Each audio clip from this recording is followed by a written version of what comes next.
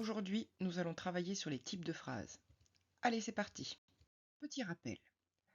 Chaque fois qu'un locuteur, c'est-à-dire nous-mêmes ou n'importe qui, prend la parole, c'est parce que l'on a un but, une intention. On ne parle pas pour ne rien dire. Donc en fait, toute phrase correspond à une de ces intentions particulières. La grammaire française va rendre chacune de ces intentions par un type de phrase particulier. Si nous avons comme intention, comme but de donner une information à notre interlocuteur ou alors d'affirmer quelque chose, nous allons utiliser la phrase déclarative. Si nous souhaitons poser une question car il nous manque une information, nous allons poser une phrase interrogative. Si nous voulons donner un ordre, un conseil, nous allons plutôt utiliser une phrase injonctive. Ces trois types de phrases sont des types obligatoires. Chacune des phrases françaises appartient forcément soit au type déclaratif, soit au type interrogatif, soit au type injonctif.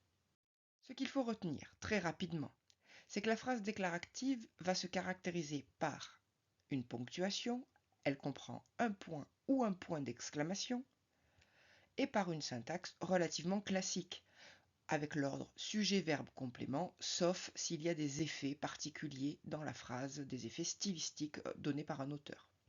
Prenons un exemple simple dans cet extrait de Gargantua. Gargantua se réveillait donc vers 4 heures du matin. Nous observons bien qu'à la fin de la phrase, nous avons un point. Nous observons un verbe conjugué. Nous observons que ce verbe conjugué a un sujet qui est avant ce verbe conjugué et ce complément.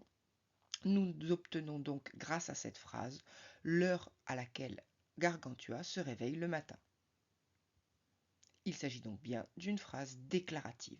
La phrase interrogative va quant à elle se caractériser par la ponctuation que nous connaissons tous, c'est-à-dire le point d'interrogation. La syntaxe, elle, va varier selon le niveau de langue de notre question. En effet, si nous avons une inversion sujet-verbe, alors le niveau sera soutenu.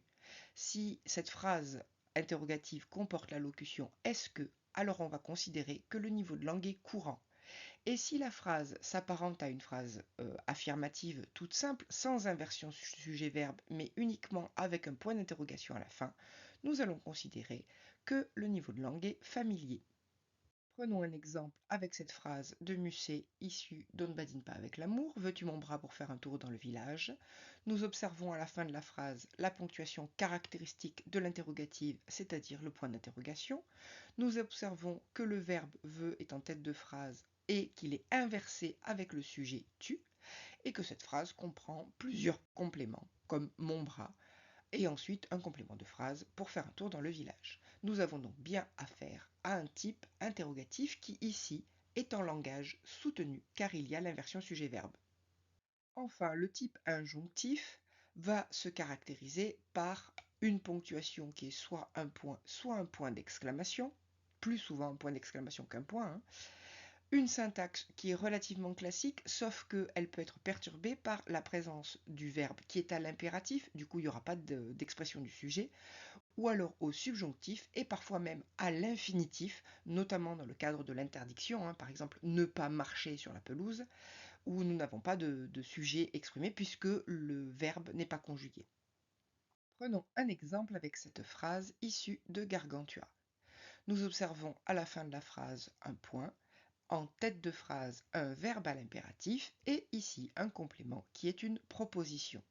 Cette phrase injonctive énonce la règle que les télémites, c'est-à-dire les habitants de l'abbaye de Thélème, vont devoir suivre selon les principes de Gargantua.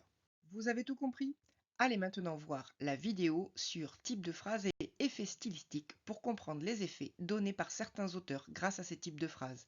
Allez, à bientôt!